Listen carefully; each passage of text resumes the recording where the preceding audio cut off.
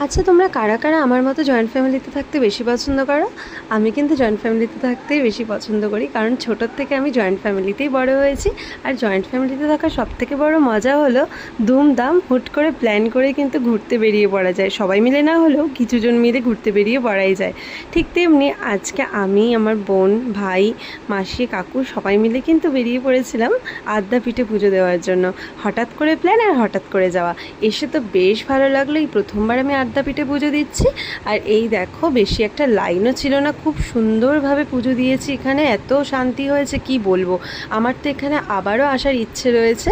আর এই হলো আমাদের আদ্যা মা, যাকে দূর থেকেই দর্শন করতে হয়।